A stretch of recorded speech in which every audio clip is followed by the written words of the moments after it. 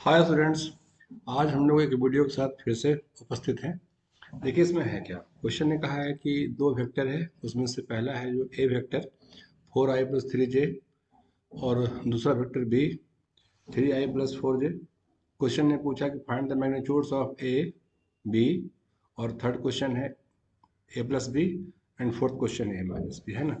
कैसे इसको बनाएंगे देखिए।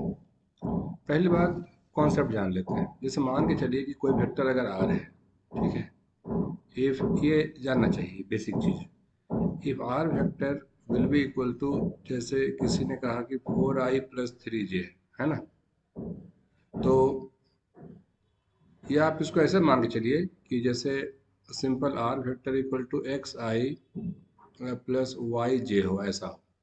तो मॉडुलस ऑफ आर, ये जानकारी होनी चाहिए, ये होता है x² + y²। इतना ही नहीं, अगर कोई दूसरा वेक्टर आर वेक्टर हो जो ऐसा हो xi+yj+z के, कहीं ऐसा हो, तो अगर उसके मॉडुलस की जानकारी चाहिए तो वो ऐसा होता है modulus of R will be equal to x² + y² + z²। बस। तो बेसिक चीज़ें तो यही इतनी हैं। अब जैसे देखिए हमारे पास क्वेश्चन में लिखा हुआ है कि ए वेक्टर है 4i+3j। तो जैसे कि हम लोग इसको पहले ए वेक्टर बना लेते हैं 4i+3j, और बी वेक्टर है 3i+4j, 3i+4j, है ना। तो हमारा आंसर फर्स्ट क्वेश्चन का मॉडुलस ऑफ ए चाहिए। मॉडुलस ऑफ ए तो हम लोग कैसे बनाएंगे, modulus of A equal to √4² + 3²। तो ये ऐसा हो जाएगा 16 + 9, और ये 25, तो इसको हम लोग 5 के तौर पे कहेंगे। तो modulus of A equal to 5 unit, right. Unit जो इसमें जिसमें भी हो, जैसे अगर ये मीटर में होगा तो हम लोग बोलेंगे modulus of A equal to 5 metre, है ना। और इसी से बनता है कि अगर कोई वेक्टर आर हो जो xi+yj के फॉर्म में रिप्रेजेंट किया गया हो, तो मॉडुलस ऑफ आर ऐसा लिखा जाता है। On the same basis modulus of A will be equal to this. अब देखिए जो बी पार्ट है, बी पार्ट ने कहा कि जैसे हमें मॉडुलस ऑफ बी चाहिए, तो modulus of B that will be equal to under root 3² + 4²।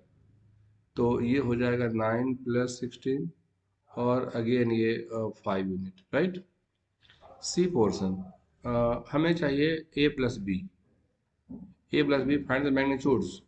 तो जैसे कि पहले आप a+b करें, a+b करेंगे तो क्या होगा, ये हो जाएगा 4i+3j, उसके साथ हम लोग अटैच करेंगे 3i+4j, है ना। और ये वैल्यू कितनी हो जाएगी 7i+7j। गुड। तो ये हो गया A vector plus B vector. अब हमें चाहिए modulus of a+b। Now magnitude of a+b,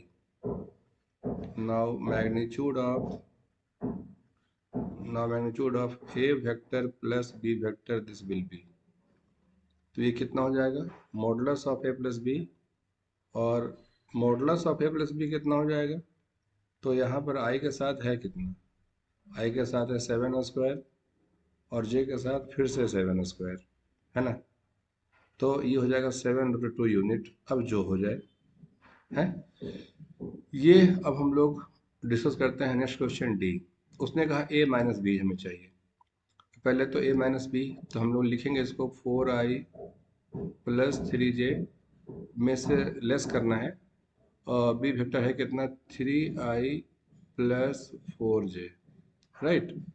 तो ये कितना हो जाएगा, ये 4 - 3, जैसे ये हो जाएगा i कैप, प्लस ये हो जाएगा 3 - 4, ये हो जाएगा j कैप।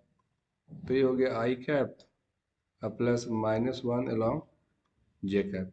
तो ये हो गया a vector minus B vector, ये हो गया a vector minus B vector. और बारी है मैग्नीट्यूड की, तो magnitude of a minus B vector that will be, यहाँ देखिए i के साथ 1 है तो 1 का स्क्वायर, j के साथ -1 है तो फिर उसका स्क्वायर, और उसकी वैल्यू आ जाएगी √2 यूनिट, राइट। आई होप आपको ये समझ में आया होगा। हम बच्चे जानना चाहते हैं कि सर कैसे, इसका की पॉइंट क्या है। की पॉइंट इसका ये है कि आपको ये आना चाहिए, ये की पॉइंट है कि if R vector equals to X I plus Y J, then modulus of R will be under root X square plus Y square. और दूसरा की पॉइंट ये है, तो खैर हमारा ये वेक्टर तो प्लानर था, आई और जे में ही था। अगर ऐसा हो कि आई जे के तीनों में हो तो ये R vector will be equal to X I plus Y plus Z की अगर कहीं ऐसा हो तो मॉडुलस ऑफ आर कितना हो जाएगा, under root X square plus Y square plus Z square. I think आपको ये समझ में आया होगा। Okay, thank you so much.